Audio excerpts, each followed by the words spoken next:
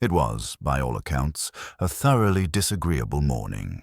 The kind that begins with fog so dense that even the most devoted railway signalman would be hard-pressed to distinguish between a train and a ghostly wisp of smoke, and ends with one's patience tested to the limit by the invariable impudence of the lower classes.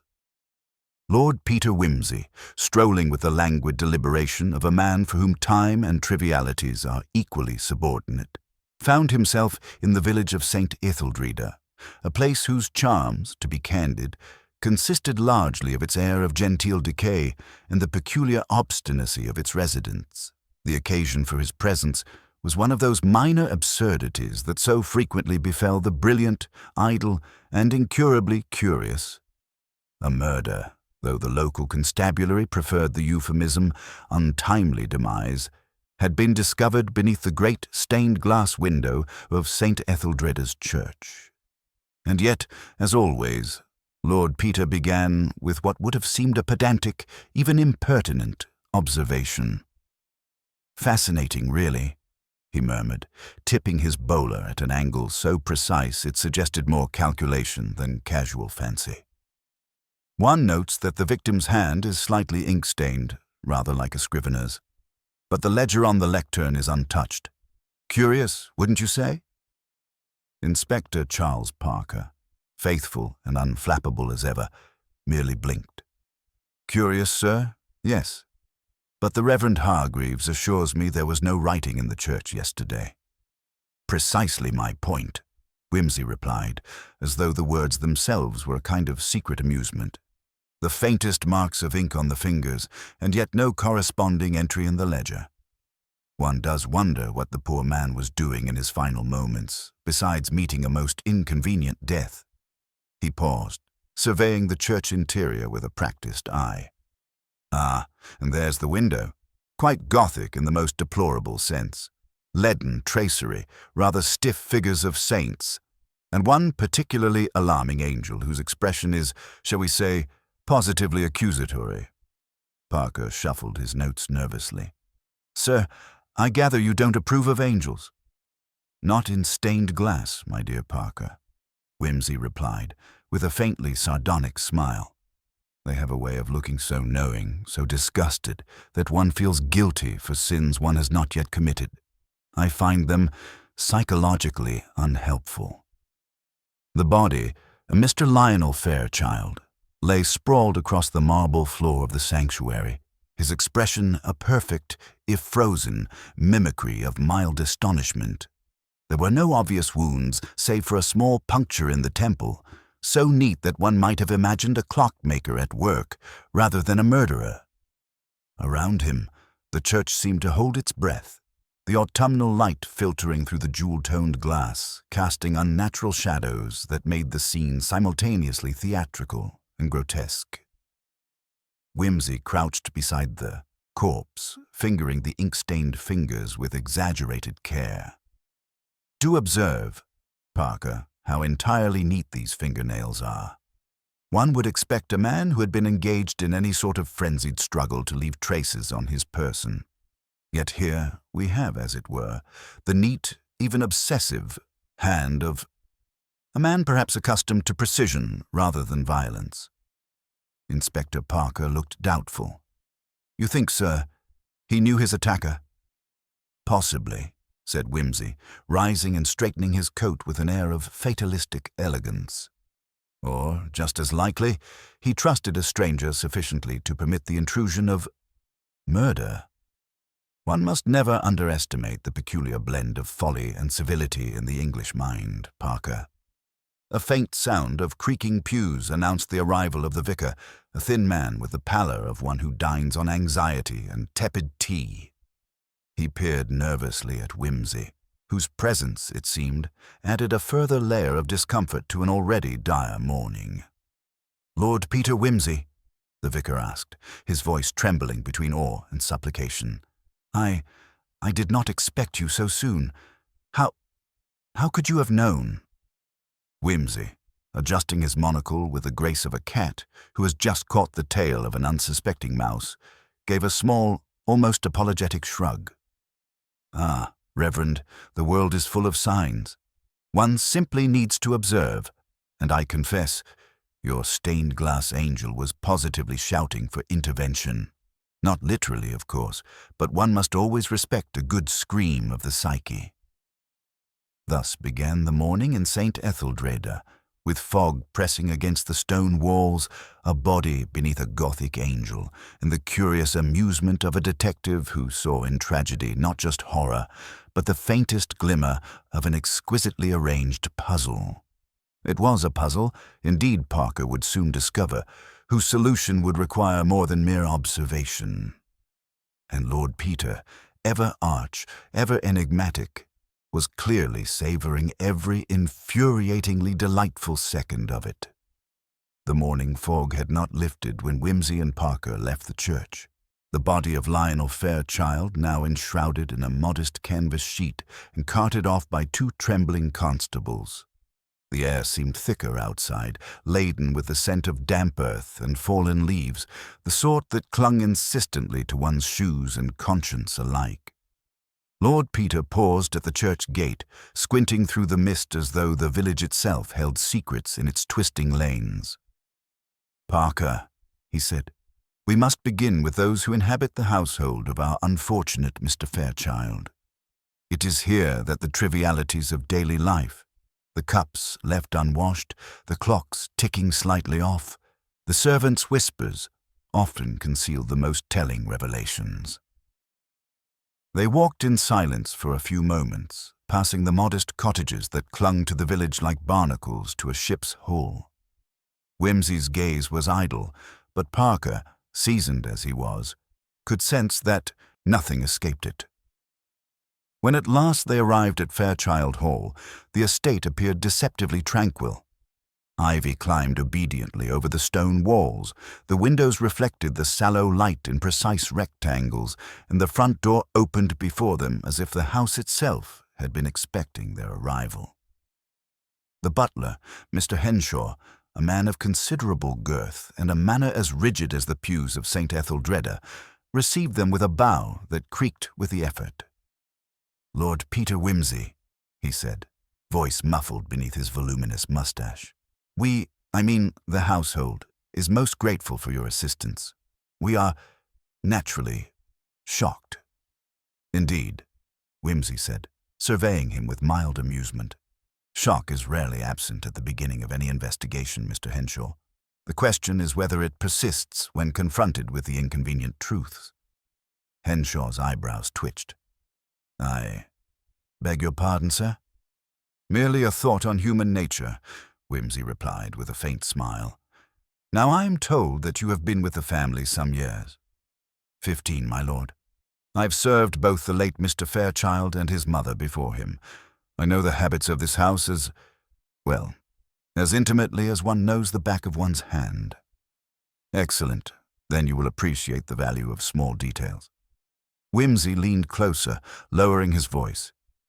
"For instance, the position of the kitchen clock, the habitual manner of ringing the servant's bell, the precise order in which one polishes the silver. Odd things, perhaps, but occasionally crucial." Henshaw swallowed audibly. "I understand, my lord. I shall answer as fully as I can." Whimsy nodded once, decisively, then moved on to the housekeeper, Mrs. Gillingham, a small, sharp-eyed woman whose expression suggested perpetual suspicion. She spoke rapidly, insisting she had seen nothing, heard nothing, and could account for every member of the household at all times. Whimsy listened, arching a single brow. "Your attention to the silver, Mrs. Gillingham," he remarked idly. "Has it ever occurred to you to polish in a pattern? Perhaps clockwise or in sequences that one might, by accident, leave clues for another observer?" Mrs. Gillingham blinked. I do it the same each time, my lord. Always the same. That is all I know." "Indeed," said Whimsy, strolling toward the windows, as if inspecting the view for no reason at all. He tapped the sill with a delicate finger. "And the kitchen door here, does it latch silently, or is there a spring that might betray an intruder?" Henshaw and Mrs. Gillingham exchanged glances. Parker's notebook was already filling with observations, but Whimsy's manner made it clear that every triviality, every twitch of the eye, could carry weight far beyond its apparent insignificance. By mid-morning, Whimsy had conducted interviews with the minor staff, noting inconsistencies in their timelines and subtle contradictions in their accounts. The cook, for instance, insisted that she had prepared Mr. Fairchild's breakfast alone, yet the scullery maid claimed to have seen him leave the kitchen earlier, carrying a cup of tea. A clock in the hallway struck 7, though all claimed it had chimed 8. The silver spoon, improbably, bore a fingerprint that did not match any member of the household present. Whimsy paused by the library door, running a hand lightly along the polished wood. "And here we have," he mused, "the room to which our victim retired for solitary contemplation. Note the lack of disarray. No sign of struggle. Yet we have a murder, Parker, and one begins to suspect that appearances have been arranged with deliberate intent. The arrangement of cups, the alignment of books, the seeming obedience of clocks, all speak of a mind attentive to order. Perhaps too attentive."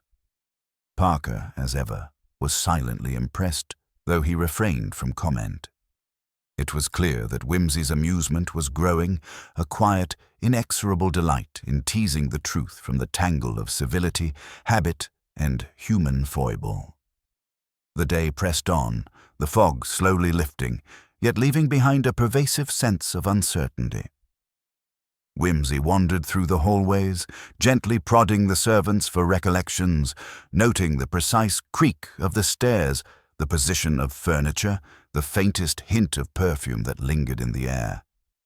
Nothing seemed irrelevant to him: the angle of a chair leg, the slight tilt of a picture frame, the unusual polish of a doorknob.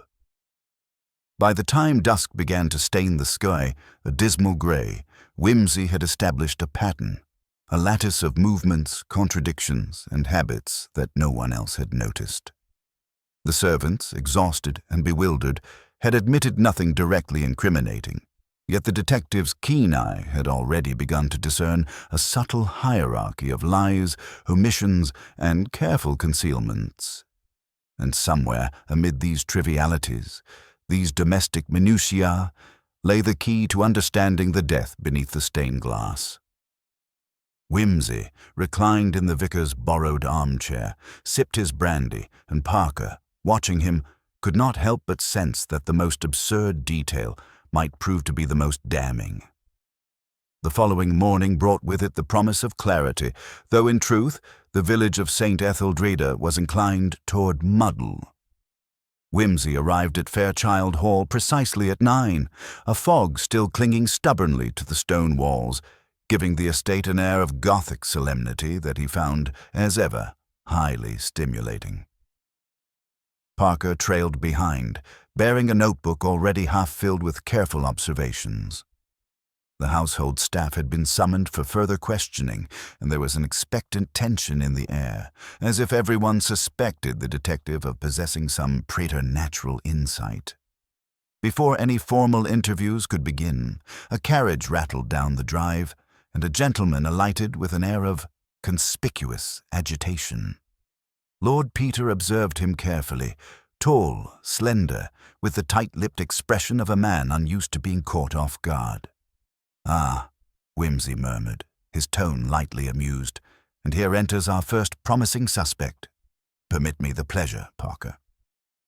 The gentleman, who introduced himself as Mr. Adrian Craven, a distant cousin of the late Mr. Fairchild, wasted no time in explaining his indignation. He had received word of the murder whilst in London and had rushed post-haste, convinced that the estate and its contents were being imperiled by some unscrupulous caretaker. His face, flush with indignation, suggested both urgency and entitlement. "I demand," Craven said, his voice rising in pitch, "that every item in the house be inventoried at once. My cousin's affairs must be preserved before the servants abscond with whatever they can lay hands upon."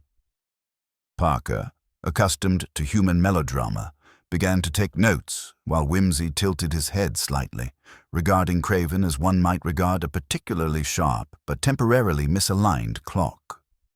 "An admirable enthusiasm, Mr. Craven," he said, archly polite. "But you arrived some 24 hours after the event. I fear the odds of your uncovering pilferage are, well, let us say, diminishingly small. It would be more prudent to address the immediate question. How did your cousin meet his end?" Craven's indignation faltered. "But surely that is obvious. Lionel Fairchild had enemies, debts, disputes. Who does not? It must have been someone close, someone resentful. I insist we begin with those of the household." "Precisely," said Whimsy, rising and brushing imaginary dust from his coat. "And yet the first suspects often turn out to be merely entertaining diversions. Still, one must never dismiss enthusiasm, especially when it arrives accompanied by indignation and the promise of convenient alibis." With a tactful flourish, Whimsy led Craven into the library, ostensibly to review the late Mr. Fairchild's papers, while Parker lingered near the threshold, keeping watch. Whimsy's questions were casual, yet pointed, touching upon travel arrangements, the timing of the arrival, and Craven's recollection of family quarrels. As expected, the answers painted a vivid picture of resentment. He had been passed over in matters of inheritance, insulted in social gatherings, and, naturally, prone to imagining conspiracies. Yet it was not his resentment that drew Whimsy's attention, but rather the incongruities in his timeline. Craven insisted he had left London at 7 the previous evening, travelled by train, and reached the village by 11. Yet the local station master recalled a late passenger arriving much earlier, and the fog, Whimsy noted with quiet amusement, would have made any high-speed travel an improbability. "Curious," Whimsy muttered, more to himself than anyone else. "We must reconcile desire with reality. The clock, as ever, does not lie." Meanwhile, the staff continued their cautious interviews. Whimsy's approach remained the same. He listened to their denials, noted the rhythm of their speech, the slight hesitation before each answer, the tendency to repeat or contradict themselves.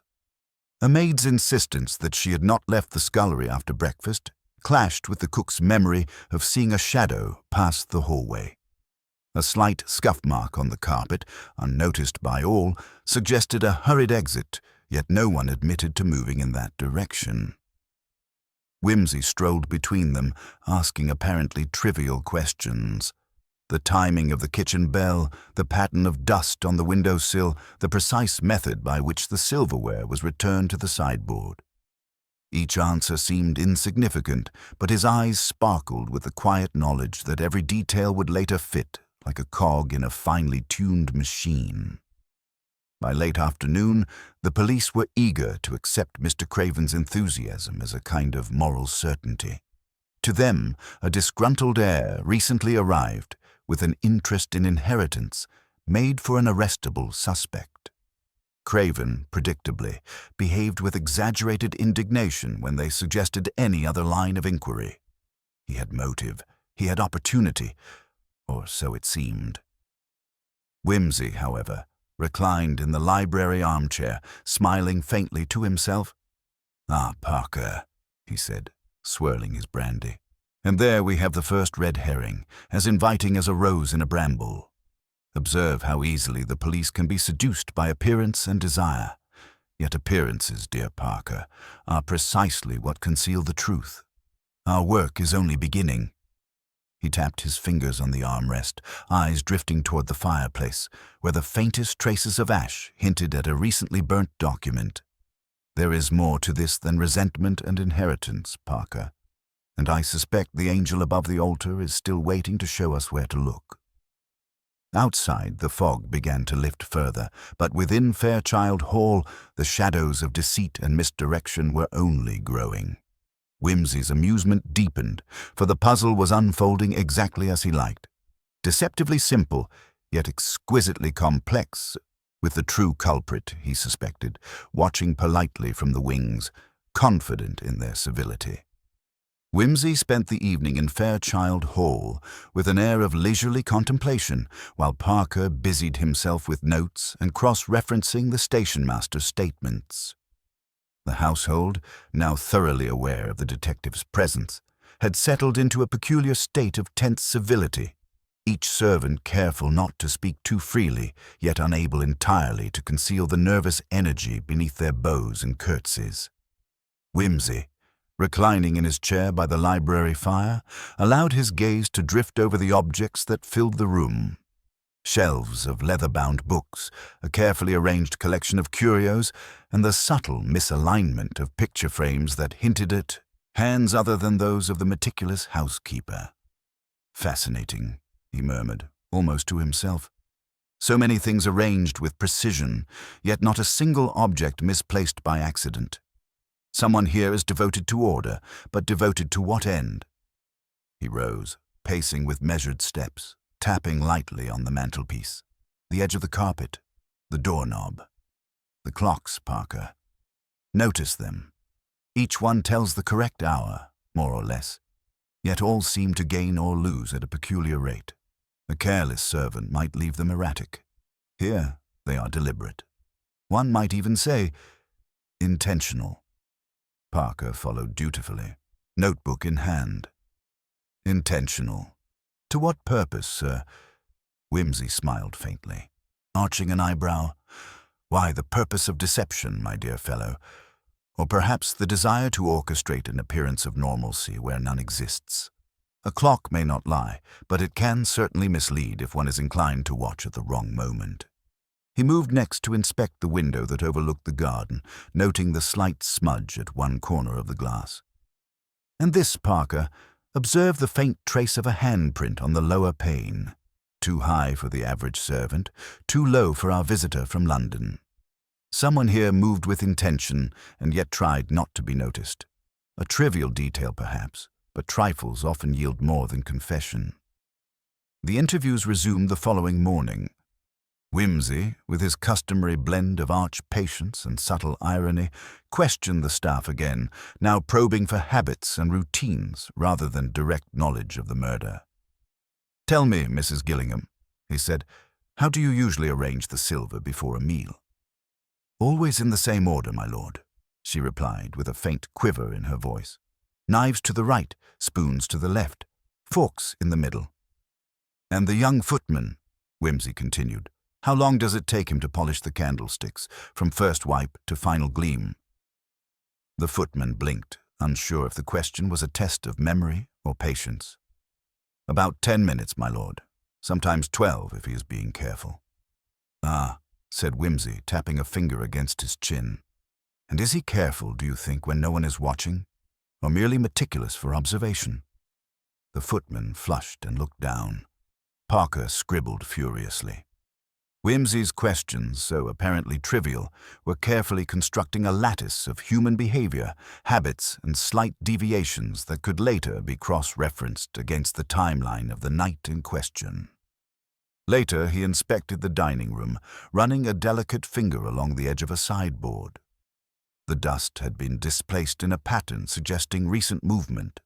Nothing dramatic, nothing that would arouse immediate suspicion, yet enough to imply that someone had been there, perhaps more than once, without declaring it.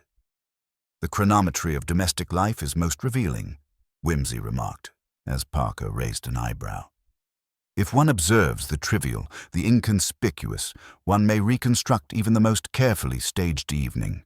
One must merely pay attention to the order of cups, the tilt of chairs, the precise interval between footsteps." And then, as if to underline his point, a small accident occurred. A silver tray, previously unnoticed, slid from its resting place and clattered onto the floor.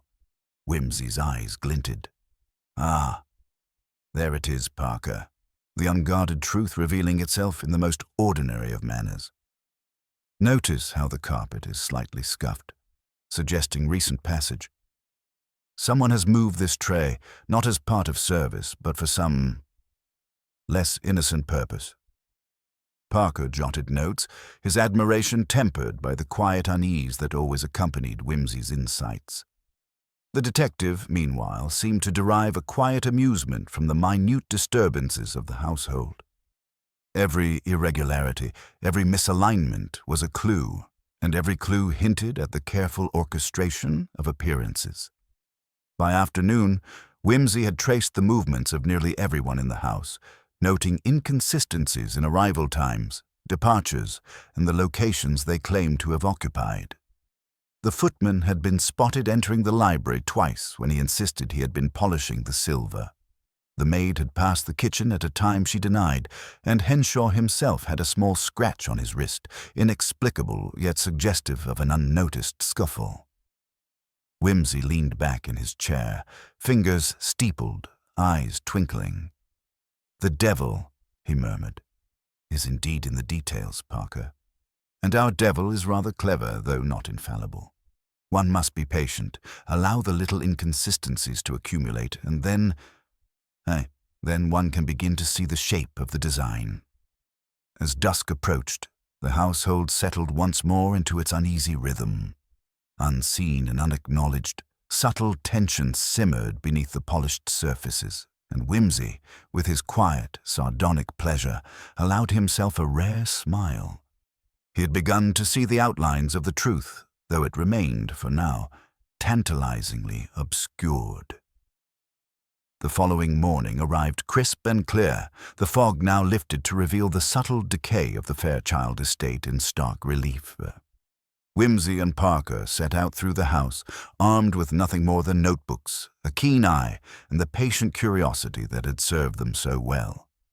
It was time, Whimsy declared, to move beyond habits and domestic minutiae and begin reconstructing the chronology of events surrounding Lionel Fairchild's death. "Timing, Parker," he murmured, glancing at the array of clocks scattered throughout the house, each set with the faintest variations, "is the skeleton upon which all human actions hang. Misalign it, and the entire story becomes unintelligible. Attend carefully." He began with the kitchen, noting the position of the kettle and the residual warmth of the hearth. The cook confirmed that breakfast had been prepared at 7:30, yet the footman's earlier claim of seeing the victim in the hallway at 7:45 suggested a contradiction. Whimsy crouched, tracing the path with a finger, noting scuff marks, dust, and a faint smear of tea on the carpet. "Ah," he murmured. "So either someone moved in haste, or the passage of time has been misreported. Or perhaps both." Next, he examined the dining room and the silver tray that had fallen the previous afternoon. By noting the position of scratches on the sideboard and the tilt of a candlestick, he reconstructed the sequence of movements. The tray had been shifted at least twice, likely after breakfast, but before the body was discovered. Small disturbances in the carpet confirmed repeated passage. "One might almost say the house itself witnessed the crime, Parker," he said lightly. Attention then turned to the library, the scene of Mr. Fairchild's habitual reading. The fire had been banked with fresh coals, and a chair was slightly out of alignment, suggesting a hurried exit.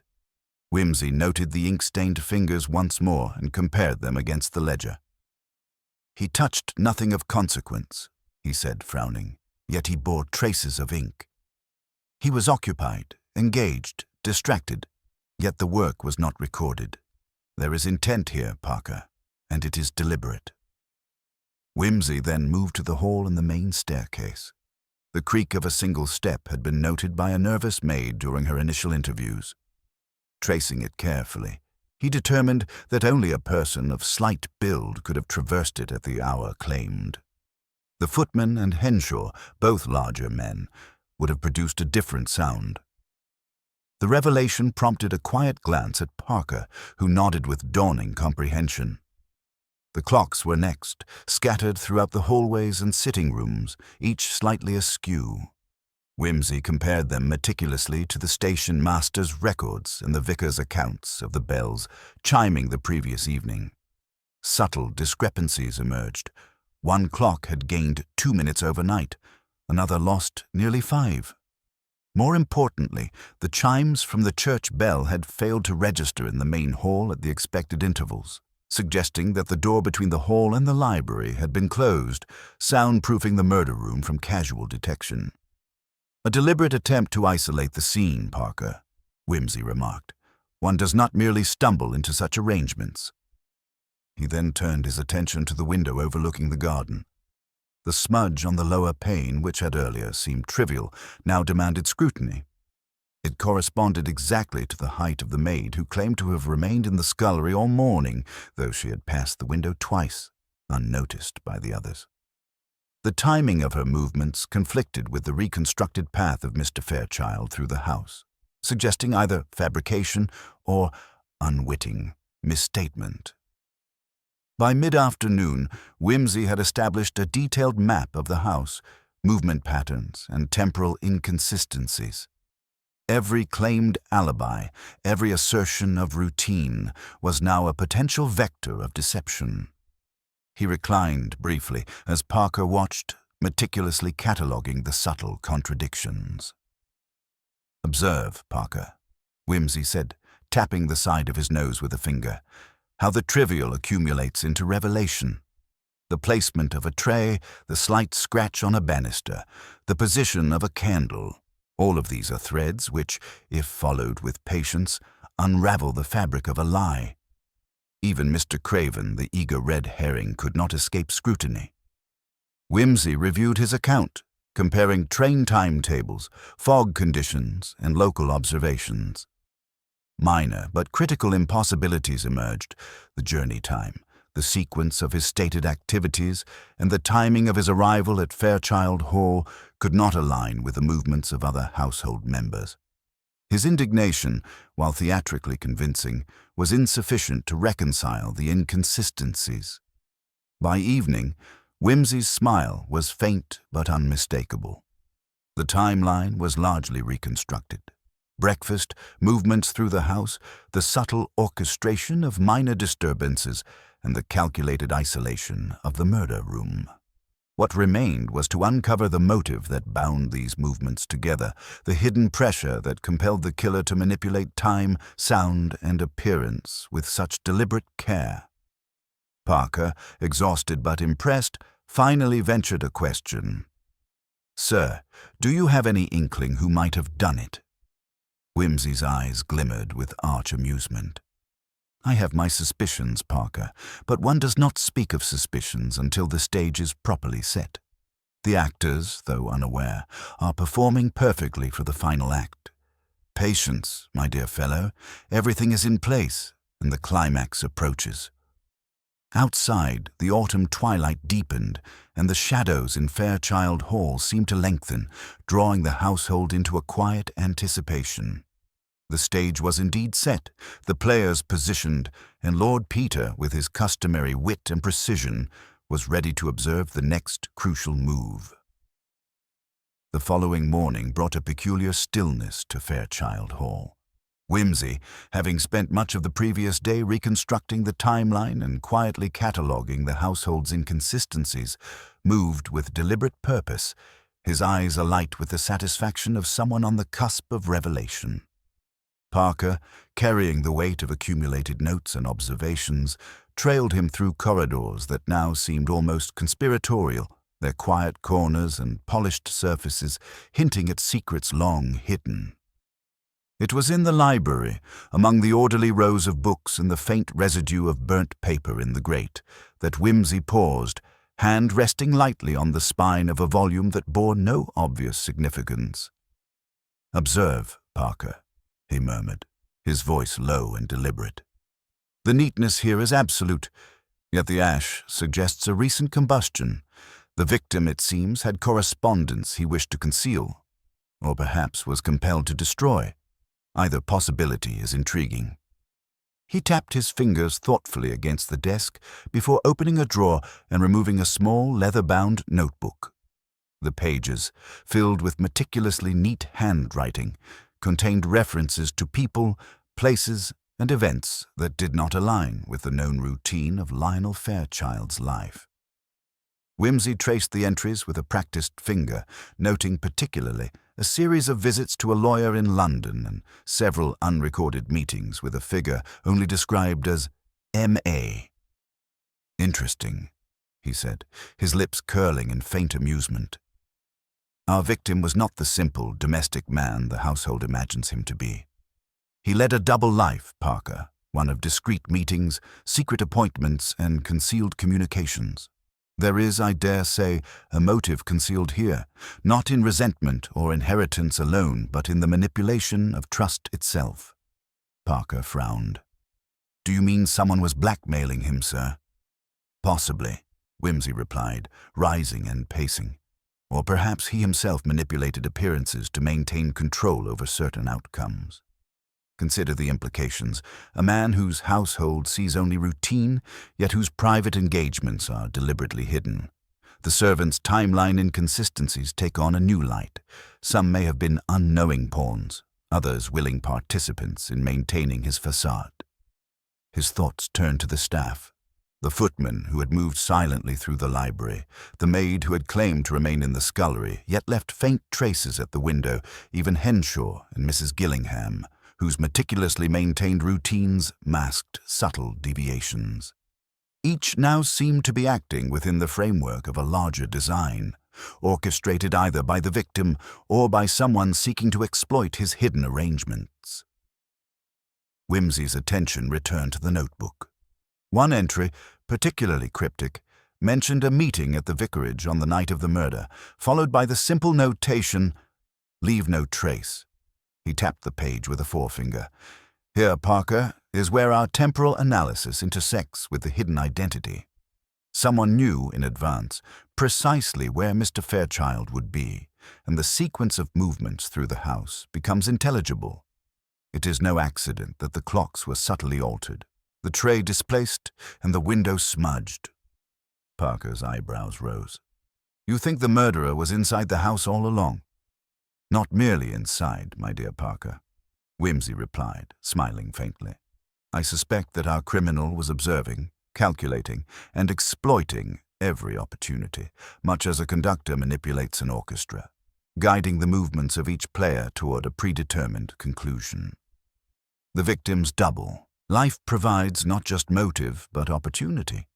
The appearance of the household, the meticulous routines, were all, perhaps, part of a larger deception. Whimsy rose, his gaze sweeping the library and beyond into the corridors. And so we must consider not only who had access, but who had knowledge, who understood the rhythm of the house, the habits of its inhabitants, and the timing of the clocks. The answer is rarely someone entirely new. It is someone familiar, someone whose presence has been normalized by the very civility that conceals the extraordinary. Parker, notebook poised, realized that the case had just shifted. It was no longer simply about alibis or resentment or even a disgruntled heir. The investigation now demanded understanding the psychology behind secrecy, the manipulation of appearances, and the precise exploitation of daily routines. Every trivial inconsistency observed over the previous days now pointed toward a hidden design, a carefully concealed double life that intersected with the movements of all within Fairchild Hall. Whimsy, eyes gleaming with the faintest trace of amusement, sank into the library armchair. Patience, Parker. The threads are laid bare, and soon the seemingly innocuous will reveal its purpose. One must only allow the players to perform their parts, and watch as their subtleties betray them. Outside, the wind stirred the trees, their skeletal branches scraping against the windows like anxious fingers, and the house seemed to hold its breath, awaiting the next subtle movement that would illuminate the final truths hidden beneath the veneer of civility. The following afternoon, Whimsy returned to the scene of the murder with Parker in tow, not with the intention of further questioning, but to revisit the subtle minutiae that had so far defied easy interpretation. The house, quiet now in the lingering autumn light, seemed to hold itself in anticipation, as if aware that the tiniest detail might at last unravel the careful choreography of deception. Whimsy moved deliberately, fingers brushing lightly over surfaces he had examined before, eyes sharp for the trivialities that might have been overlooked. He paused at the library window overlooking the garden, his gaze fixed on the sill. There it was again, the faint smudge, easily dismissed as a mere mark from a careless hand. Yet something about its placement now suggested deliberate action. Whimsy crouched and examined it closely, noting the vertical streaks and the subtle residue on the wood beneath. "Curious," he murmured. "Our maid's claim of never leaving the scullery is now somewhat strained." He then turned to the fallen silver tray, previously examined in passing. The dent in its edge, the slight dislocation of a candlestick beside it, and the fine scratch on the sideboard now aligned to suggest a sequence of movements that had been deliberately misreported. The tray had not fallen by accident. It had been displaced as part of a pattern, a carefully orchestrated misdirection. Whimsy's eyes glimmered with faint amusement. "Observe, Parker, how the inconspicuous becomes revealing when the timeline is properly scrutinized. One leaves the faintest of traces, believing them insignificant, yet they speak volumes." From the library, Whimsy moved through the hallways, lightly tapping the floorboards as he went. The creak of a step here, the slight hollow beneath a rug there, each sound, each subtle irregularity, contributed to a reconstructed map of movement within the house. By comparing these observations with the statements collected from the staff, he noted several inconsistencies that could no longer be reconciled with innocence. A door that had been said to remain closed had been opened. A lock that should have resisted tampering bore the faintest abrasion. Then, as he entered the dining room, his eyes caught a detail that had been overlooked entirely. A small silver salver, normally resting upon a sideboard, was slightly shifted, as if nudged by hand. Whimsy crouched beside it, observing the faint fingerprints along its rim. Parker leaned over his shoulder, frowning. "The butler insists he moved nothing, sir," he murmured. "Indeed, Parker," said Whimsy, lips curling in a faint smile. "Yet someone has. And the position of the salver suggests movement at a very specific time, coinciding, I dare say, with the interval during which the victim is believed to have been alone in the library. A minor object, a trivial detail, but one which now assumes considerable significance." He rose, pacing slowly. "And here we see the genius of the perpetrator. They relied on civility to conceal action. The servants, dutiful and obedient, would never imagine that such trifles could matter. Yet it is in precisely such trifles that truth resides.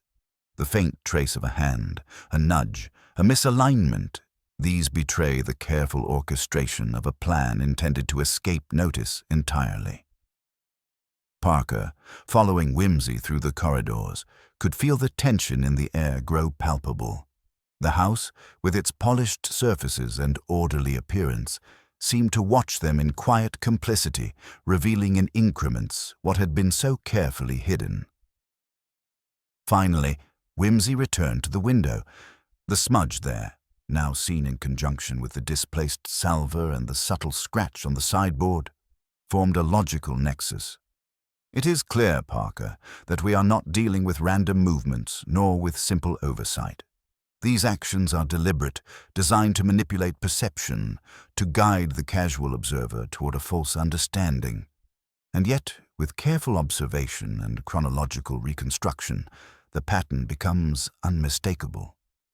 He straightened, eyes sweeping the room as though reading the invisible hand that had moved every object, every person, and every claim. A minor, dismissed detail, a mark, a misalignment, a smudge, may seem inconsequential, but, in truth, Parker, it is the pivot upon which the entire deception rests. And with this, we are poised to uncover the deeper truths of Mr. Fairchild's death, the hidden motives, the exploited routines, and, ultimately, the identity of the individual who believed civility would shield them from detection. Outside, the autumn wind whispered through the trees, rustling leaves against the windows and casting long, angular shadows across the polished floors. Within Fairchild Hall, the quiet interplay of observation and deduction continued, with Lord Peter Whimsy, ever patient, preparing for the moment when these accumulated subtleties would finally coalesce into revelation. The following morning, Whimsy insisted upon a comprehensive review of the house's chronology, insisting that Parker accompany him with his notebook and keenest attention. The servants, now thoroughly uneasy, moved quietly about the halls, aware that every habitual action could betray them, and that the detective's attention to trivialities was relentless. Whimsy began by reconstructing the exact sequence of events on the previous day, walking the house from kitchen to library, observing the precise order in which doors had been opened, chairs displaced, and minor objects nudged from their customary positions. "Observe, Parker," Whimsy said, pausing in the hall near the main staircase, "how the interval between the kitchen and library is impossible without some interference. The cook's account places the victim alone at breakfast, yet the tray's displacement suggests the presence of another hand shortly thereafter. One must reconcile these accounts with movement, with sound, with the subtleties of domestic space. Every creak, every scuff, every residual warmth tells a story." He crouched to examine a scuff on the rug near the dining room doorway. This, minor as it may seem, indicates a hurried passage. The footman's claim of remaining at his post is now in conflict with observable evidence. Notice the depth of the imprint. It corresponds to a light step, not his heavier frame. Someone smaller, or someone more agile, moved here at an unscheduled interval. Whimsy moved to the library, gesturing toward the fallen tray. "Here, Parker, is the key. The salver's position and the tray's dent indicate an unobserved interaction with the victim's personal effects. When cross-referenced with the smudge at the library window, a pattern emerges. Someone entered, manipulated minor objects, and left without arousing suspicion. The supposed alibis of those present must now be examined with precision." Parker took careful notes, noting the subtle gleam in Whimsy's eye that suggested he was connecting threads invisible to anyone else. "So, sir, this points to someone inside the house during the critical period?" he asked cautiously. "Precisely," said Whimsy, pacing, "and moreover, someone who understood the rhythm of the household intimately. The manipulation of minor details, the clocks, the arrangement of silver, the discreet smudges, is not the work of a casual intruder. We are observing premeditation, Parker, a deliberate orchestration designed to mislead, to conceal, and to maintain an appearance of normality while committing an extraordinary act." He paused by the staircase, listening intently to the slight echo of a distant clock chime. "Notice, too, the church bell," he murmured. "It strikes at irregular intervals, and yet our analysis shows that the sound should have reached the library. The isolation of that room is deliberate. Either the door was closed and soundproofed, or someone ensured the absence of witnesses by controlling access. Both possibilities suggest forethought and opportunity." Whimsy retraced the victim's likely movements, cross-referencing each with the statements of the staff. Minor discrepancies leapt to the fore. The maid's claimed absence from the hallway conflicted with the smudge on the window and faint footprints on the library rug. Henshaw's assertion of constant presence was undermined by the slight scratch on his wrist, now visible in full light. Even the cook's timing of breakfast preparation could not account for the tray's dislocation and the candlestick's tilt. Finally, Whimsy stopped in the center of the library, folding his hands behind his back and surveying the room as if reading an invisible narrative.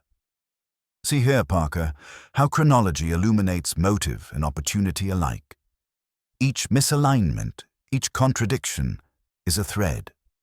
Pull them gently, and the pattern of human action, careful, deliberate, yet fallible, emerges. The perpetrator has relied upon civility, upon trust, upon assumptions that no one would notice trivial misalignments. And yet, by careful observation, we now perceive the outline of intention." He gestured toward the window again, tracing the faint smudge with a finger. This, combined with the subtle evidence of movement within the room, allows us to isolate the critical moment. The interval during which the victim was distracted, the room effectively secured from casual observation, and the crime executed with meticulous precision. The timeline is no longer conjecture. It is a scaffold upon which the truth may be revealed. Parker, leaning against the doorway, could feel the full weight of Whimsy's reasoning settle upon the room. The seemingly trivial had now become central. The overlooked had now become decisive. Every scuff, smudge, and misalignment, the very rhythm of the house, spoke of a careful orchestration, one designed to conceal the murder beneath the surface of ordinary civility. Whimsy, eyes gleaming with quiet satisfaction, allowed himself a faint, sardonic smile. Patience, Parker. The stage is set, the chronology established. And soon, those who have believed themselves unseen will find that every subtlety betrays them.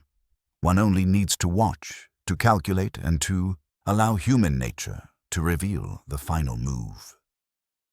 Outside, the evening light shifted, casting long, angular shadows through the library windows, and the house seemed to hold its breath, suspended between the trivial and the extraordinary, waiting for the next subtle action that would expose the clever orchestration of deceit. The next morning, Whimsy determined that it was time to probe beyond the mere mechanics of movement and into the subtler terrain of human psychology. The household, now fully aware of his meticulous scrutiny, moved through its routines with exaggerated caution, yet their gestures and expressions betrayed more than their words ever could. Whimsy, as ever, appeared impervious to their self-consciousness, strolling through corridors with a faint smile and an air of detached curiosity. He began with Mrs. Gillingham, the housekeeper, whose sharp eyes now darted nervously at each movement of his hands. "You are attentive, Mrs. Gillingham," he remarked, "and yet habits sometimes conceal more than they reveal. Tell me, does Mr. Fairchild have any secret inclinations? Any private arrangements known only to you or yourself and the footman?" The woman hesitated, then shook her head briskly. "My lord, he was private, certainly, but nothing I might call alarming." "Ah," said Whimsy, tapping his chin. "Yet the private and the concealed often intersect with the extraordinary. Do you recall any correspondence, visitors, or peculiar instructions he might have left behind?" Mrs. Gillingham's gaze fell to her clasped hands. There were instructions. He was insistent that certain letters not be seen, that certain meetings remain confidential. I cannot say more. Whimsy's lips curved faintly. Confidential meetings, letters to be hidden. Now, Parker, do you see? We are approaching the heart of the matter.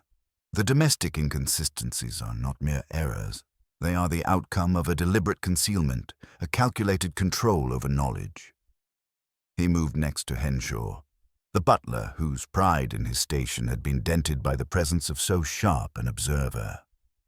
Whimsy's questions were gentle yet relentless, about the timing of meals, the movement of trays, the placement of silver, the position of keys. Each answer was cross-referenced against the physical evidence of scratches, smudges, and scuffs. Subtle inconsistencies emerged, a door that should have remained locked, a chair displaced in a sequence that contradicted testimony, a clock slightly advanced or retarded. Human nature, Whimsy remarked as he noted these points, is rarely consistent when under pressure. Even the most devoted servant cannot maintain a perfect facade under scrutiny. Observe, Parker, how small psychological pressures, curiosity, fear, a desire to please, produce deviations that, when collated, reveal the orchestrator. He led Parker to the library window again, lingering over the faint smudge. Our victim, as we have discovered, had a private life, a series of concealed meetings and instructions that reveal concern for appearances above all. The murderer, therefore, must have been someone attuned to these patterns, capable of manipulating the household's routines while maintaining the appearance of innocence. Parker frowned. "You mean someone in the house, sir?" "Almost certainly, my dear fellow," Whimsy said. Consider the footman's movement, the maid's presence near the window, the subtle shifts of objects previously unnoticed. The orchestration requires knowledge of human behavior, the ability to predict reactions, and, above all, patience. One does not merely stumble upon the perfect sequence of events. It must be engineered.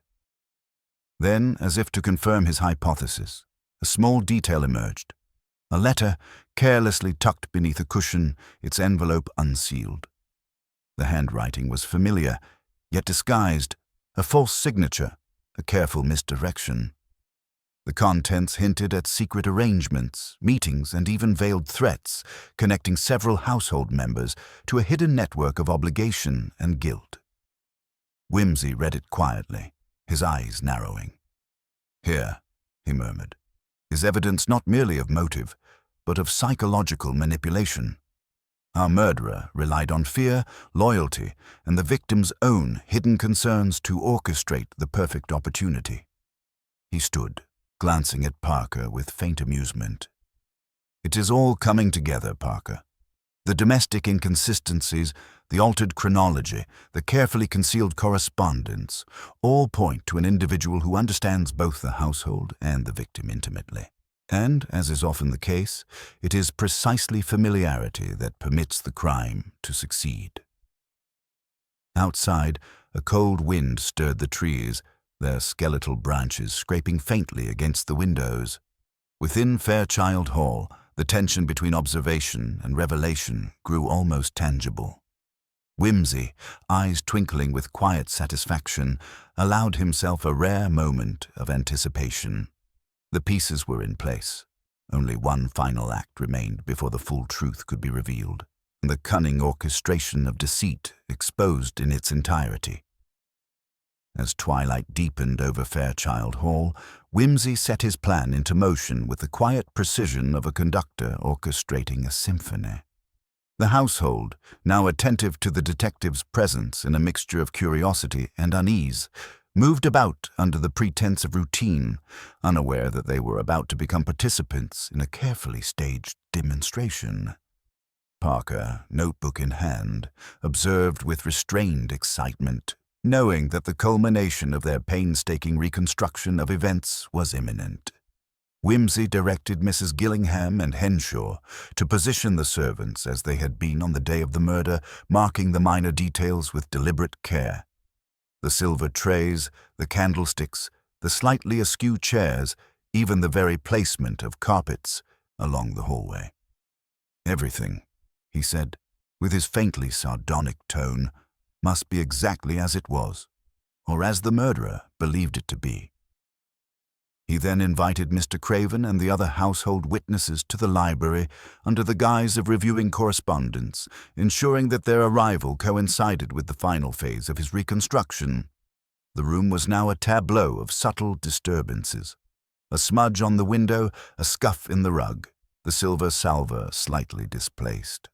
To any casual eye, nothing appeared amiss. To Whimsy, it was an intricate map of human action and intent. "Observe carefully, if you will," Whimsy said, gesturing to the room with a slight flourish. "The subtle movements, the minor alterations, all seem trivial. Yet they are precisely what conceal the truth. Our task is to illuminate them so that the sequence of events may reveal itself in full." He directed Parker to time each movement with care, then began to trace the path of the victim through the house on that fateful morning. Every creak, every scratch, every misplaced object was now a signal, a waypoint in the unseen choreography of the crime. "Here," Whimsy murmured, pausing by the window. "The smudge marks the hand of someone who believed they were unnoticed. The salver, displaced as it was, indicates hurried intervention, and the tray's dent confirms a struggle, slight though it may have been. Observe how all these threads intersect." Whimsy then turned his attention to Mr. Craven and the assembled witnesses. His voice, calm and archly amused, cut through the room. And yet, despite appearances, the pattern becomes clear. Someone within this household knew the rhythm of domestic life intimately. They anticipated movements, manipulated perception, and relied upon the natural assumption of civility to mask a most deliberate act. The crime, dear friends, was neither fortuitous nor impulsive. It was engineered.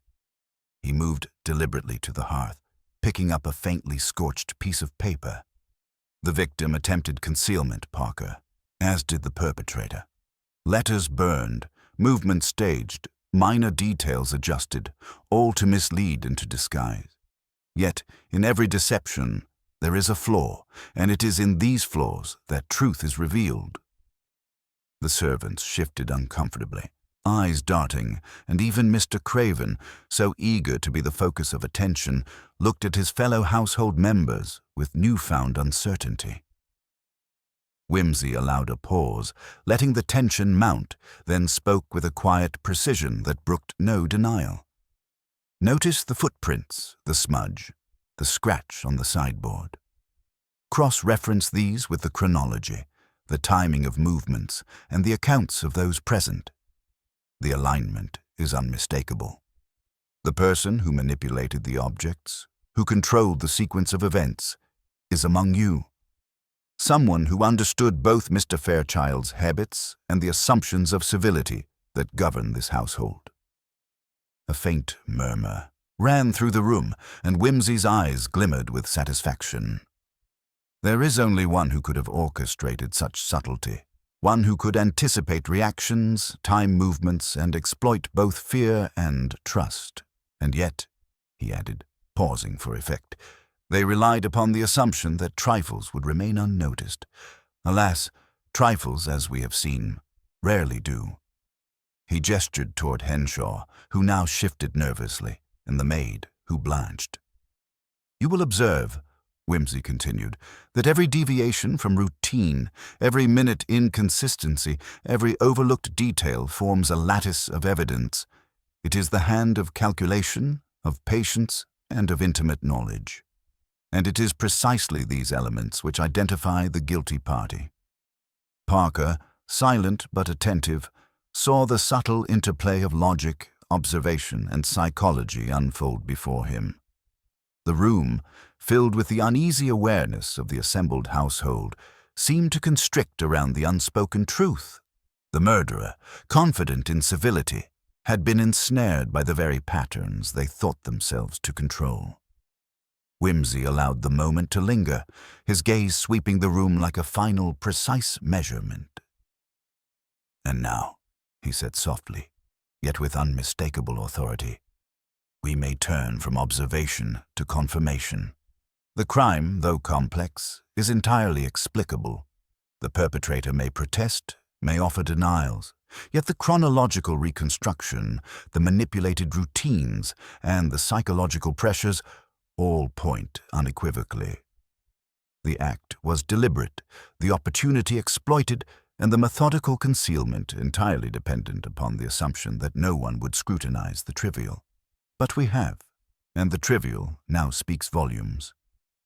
Outside, the last rays of sunlight struck the hall windows, illuminating the smudges and scuffs, the displaced salver, and the subtle traces of human motion.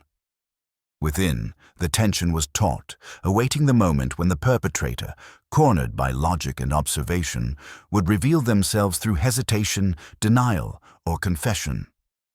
The stage was set, and the final act, inevitable in its precision, was about to unfold. Whimsy stepped forward, the faint arch of his brow and the glint in his eye signaling that the moment of revelation had arrived.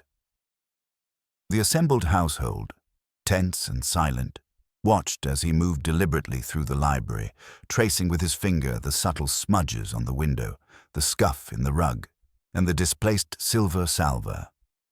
"Ladies and gentlemen," he began, voice calm but charged with precise authority, "I have over the past days observed, measured, and reconstructed the seemingly trivial occurrences within this house. What at first appeared insignificant has, when considered in sequence, revealed the pattern of one deliberate, orchestrated act." He paused, allowing the weight of his words to settle. "We have examined timings, movements, the alteration of minor objects, and the manipulation of appearance. Every statement provided, every habitual action, has been cross-referenced with the physical evidence, and what emerges is not conjecture, but a singular, undeniable conclusion. All eyes shifted nervously as Whimsy's gaze fixed with quiet intensity upon Henshaw, the butler. You, Henshaw, are intimately familiar with the routines of this household, with the rhythm of service, the timing of meals, and the minutiae of domestic management. You understood, better than anyone, the intervals during which rooms would be unobserved, the assumptions of civility that govern our observations, and the trust placed in your discretion. The man stiffened, his face pale. I do not understand, sir. I have done no wrong. Whimsy's expression remained impassive, almost scholarly. Yet we have the smudge on the library window, which corresponds to your height and build, the displaced silver salver and the dented tray. We have the timing of movements through the hallways, the creaks of the floorboards, and the intervals of soundproof isolation, all of which align with your opportunity to act without detection. Your meticulous knowledge of domestic life was exploited to facilitate a calculated act, an act that resulted in Mr. Fairchild's death. The butler's lips trembled. I did not. I only moved things to keep order. Precisely, Whimsy replied, his voice gentle but firm.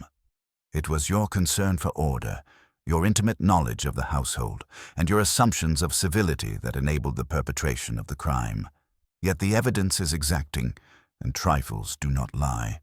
The scratches on the sideboard, the slight abrasions on the lock, the altered positions of objects, all betray your presence and deliberate intervention. You believe the household would never question minutiae, and in this you miscalculated. Henshaw's shoulders sagged as the weight of the deduction settled upon him. I meant only to protect, to guide. I did not intend. He was. Intent, opportunity, and the exploitation of trust, Whimsy said, turning to Parker as if concluding an equation, are sufficient to explain the crime. The chronological reconstruction, the subtle manipulation of domestic objects, and the psychological pressures all point unerringly to Henshaw. No one else could have executed the sequence so precisely, nor anticipated the responses of each member of the household with such accuracy. A hush filled the room. Mrs. Gillingham's hand flew to her mouth. The maid's eyes were wide with disbelief. Even Mr. Craven, who had been confident in his own innocence, seemed unsettled by the clarity of the deduction. Henshaw, finally, lowered his gaze. The tension broke with a faint, almost inaudible sigh, and then he spoke, voice trembling. Yes, it was I. I did it. I did not intend to kill, only to frighten, to protect him from ruin. I miscalculated. Everything went wrong. Whimsy nodded slowly, the faintest trace of a sardonic smile curling his lips. And so, the culmination of careful observation, patient reconstruction, and attention to the minutest detail has revealed the truth. The crime, though cloaked in civility and executed with subtlety, depended upon human predictability and the assumption that trifles would be overlooked. But trifles, as we have observed, rarely remain unexamined. Outside, the wind rustled the skeletal branches of the trees, and the last light of day fell through the library windows, illuminating the scene of revelation. Within, order had been restored in the moral sense, if not yet in the domestic one. Whimsy allowed himself a brief moment of satisfaction. The crime, once obscure and enveloped in subtle deception, had been exposed not by chance or intuition alone, but by careful reasoning, patient observation, and the rigorous application of logic. Parker, quietly closing his notebook, glanced at his master. "Remarkable, sir, the way you saw the pattern in the minutiae. It is extraordinary." Whimsy offered a faint bow, eyes glinting with dry amusement. "Extraordinary, perhaps. But remember, Parker, it is the ordinary, overlooked trifles that so often illuminate the extraordinary.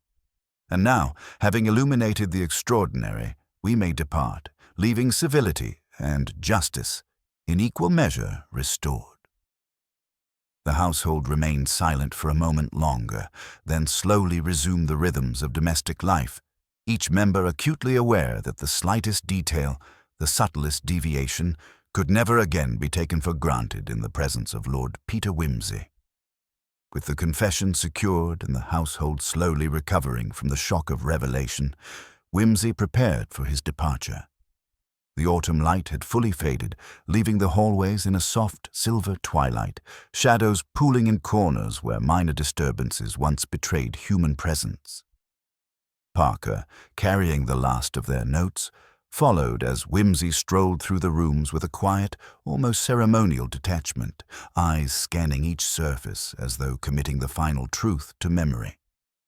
"The curious thing, Parker," Wimsey said, his tone lightly arch, "is how civility itself may be weaponized. One trusts in habits, in routines, in the natural decency of servants and acquaintances.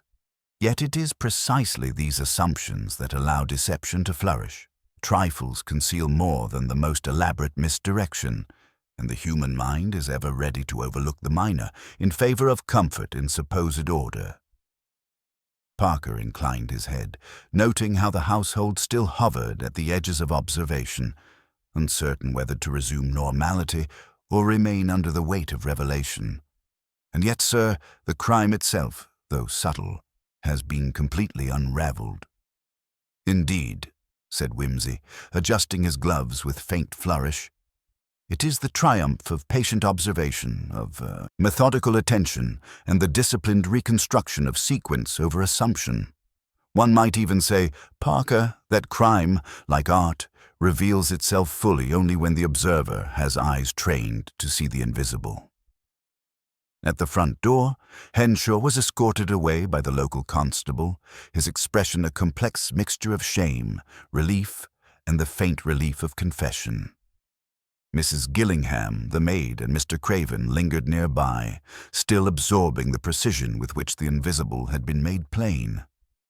Wimsey gave a courteous nod to each, his eyes bright with restrained amusement. "Good evening, my friends," he said. "Remember that trifles, when combined and observed, are as revealing as the grandest gestures. Justice, like civility, often resides in the smallest details, and so we depart, leaving you to consider the extraordinary consequences of ordinary assumptions." Parker offered his habitual, respectful bow. "A lesson, sir, in observation, logic, and patience." "Precisely, Parker," Wimsey replied, opening the door to the crisp night air. He inhaled the scent of fallen leaves and distant smoke, the faint chill sharpening his thoughts. "And let us not forget the delight of demonstrating that even the most careful deception is ultimately subordinate to reason and to the inexorable patience of a well-trained mind." As they walked down the driveway, leaving Fairchild Hall behind, Parker glanced at his master with admiration. "Do you ever tire, sir, of these meticulous examinations of human folly?" Wimsey allowed himself a faint, ironic smile. "My dear Parker, human folly is inexhaustible, and I, thankfully, am incurably curious, but there is also the quiet satisfaction of leaving order restored and civility affirmed, albeit with a slightly sharper edge of awareness than before." The lamps along the avenue cast long shadows, and the skeletal branches of the trees reached like cautious fingers into the twilight. Wimsey lit a cigar, inhaling deliberately, his thoughts already turning to the next puzzle, the next intricacy hidden beneath the guise of normality. "And now," he said, voice light with arch finality, "we may proceed to other amusements, leaving behind a household forever altered by trifles, and yet, I trust, wiser for it." Parker could only smile, noting the characteristic blend of wit, wisdom, and subtle menace that always accompanied his master's departures. Lord Peter Wimsey, enigmatic, brilliant, and dryly ironic, vanished down the winding road, leaving Fairchild Hall in the soft darkness, its residents reflecting upon civility, deception, and the extraordinary revelations contained in the most ordinary of details. The night settled quietly, but the echoes of reason, observation, and human folly lingered, as they always do after the quiet triumph of Lord Peter Wimsey. The morning after Wimsey's departure dawned crisp and still, the hallways of Fairchild Hall bathed in soft sunlight that rendered even the smallest imperfections vivid. A faint smudge on the window-sill, the ever so slightly tilted chair, the shadow of a dent in the silver tray. For the household, each trace was now a silent reminder of the events that had transpired, a testament to how the minutest detail could unravel a carefully constructed illusion. In the parlor, Mrs. Gillingham and the maid quietly prepared for the day, their movements unusually deliberate, as though conscious of being observed. Mr. Craven, pacing by the hearth, glanced now and then at the now-closed library doors, recalling how every slight displacement had been scrutinized by the arch, precise intellect of Lord Peter Wimsey. Even Henshaw, in the custody of the constable, had begun to understand the meticulous precision that had undone his attempt at concealment. Parker, notebook closed but mind still alert, reflected on the layers of observation that had culminated in the unmasking of Henshaw. The sequence was impeccable. The careful reconstruction of movement through the house, the minute alterations in object placement, the timing of clocks, the smudge on the window, and above all, the understanding of human psychology that made the unseen visible. Each thread had been woven into a tapestry of reason so exacting that the perpetrator could not resist its exposure. It was, perhaps, the quietest lesson of all. Crime, no matter how subtle, relied upon assumptions. And when assumptions were examined, when trifles were elevated to the plane of scrutiny, deception invariably yielded to truth. The victim's double life had provided opportunity. The perpetrator's intimate knowledge of household routines had facilitated execution. And yet it was the patience and discipline of observation, combined with a deep understanding of motive and fear, that revealed the entire sequence. In the end, Lord Peter's departure had left the household both chastened and enlightened. Civility remained, though now tempered by the realization that ordinary gestures, once trusted, could mask extraordinary intent. The lesson, though delivered with characteristic archness and dry wit, was unmistakable. Attention to the smallest detail, combined with the application of reason and a calm assessment of human nature, renders even the most carefully orchestrated deception transparent. As the sun climbed higher, the hallways and rooms of Fairchild Hall regained the appearance of ordinary life, yet the memory of subtle revelations lingered like a ghost, gentle but persistent. Somewhere beyond the horizon, Lord Peter Wimsey, cigar lit, steps measured and thoughts already turning to the next puzzle, continued his quiet pursuit of reason, leaving behind a household forever reminded that trifles, when observed, are rarely trifling at all.